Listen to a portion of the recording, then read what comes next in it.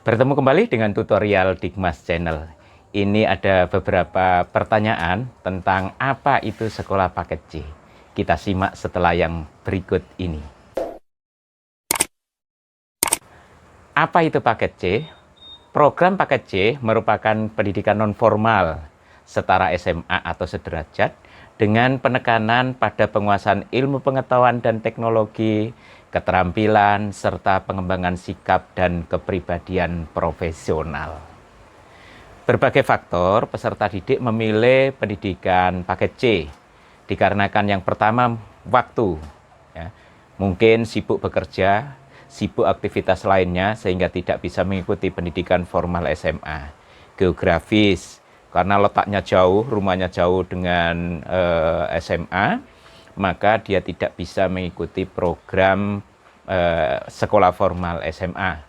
Kemudian ekonomi, kemudian faktor yang lainnya adalah sosial. Bisa jadi sudah menikah, sudah berumah tangga, walaupun usia sekolah sudah tidak bisa melanjutkan ke SMA. Atau faktor lainnya, faktor ada kasus hukum.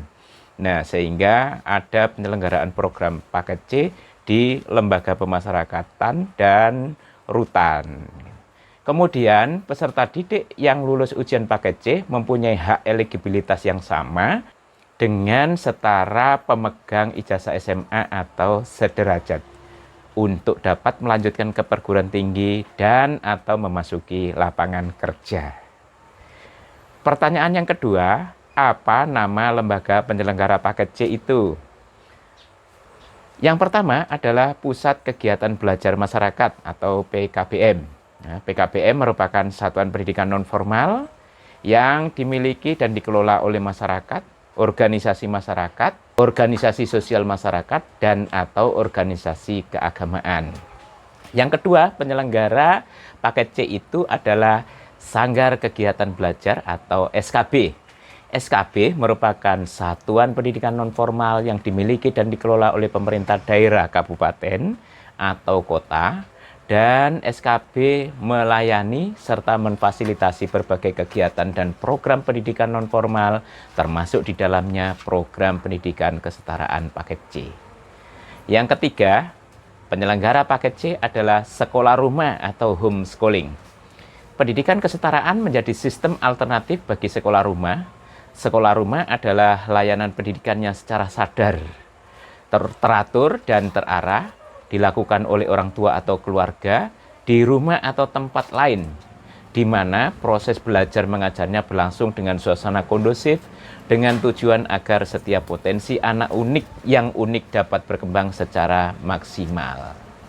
Nah, khusus peserta didik sekolah rumah yang ingin melanjutkan ke paket C, maka tetap harus mendaftarkan ke lembaga pendidikan non-formal. Daftar di PKBM atau SKB atau lembaga lain yang memiliki NPSN dan menyelenggarakan pendidikan kesetaraan. Berikutnya, yang menyelenggarakan pendidikan kesetaraan adalah pondok pesantren. Pondok pesantren merupakan salah satu lembaga pendidikan tertua di Indonesia. Sebagian besar pondok pesantren berada di daerah pedesaan dengan peserta didik yang sebagian besar adalah dari berbagai kalangan masyarakat. Pendidikan kesetaraan yang diselenggarakan pondok pesantren disebut dengan program PKPPS, Pendidikan Kesetaraan Pondok Pesantren Salafi. Pendidikan kesetaraan paket A, paket B, dan paket C di PKPPS secara berurutan disebut program ULA, Wusto, dan Ulya. Nah, pertanyaan berikut, siapa peserta didik program paket C itu? Peserta didik program paket C setara SMA adalah berasal dari lulusan paket B, atau lulusan SMP, atau lulusan MTS, atau yang sederajat. Kemudian yang kedua adalah yang putus sekolah di SMA, atau MA, atau yang sederajat. Dan tidak sedang menempuh sekolah formal. Jadi kalau sudah bersekolah di SMA, ya tidak boleh bersekolah merangkap di paket C.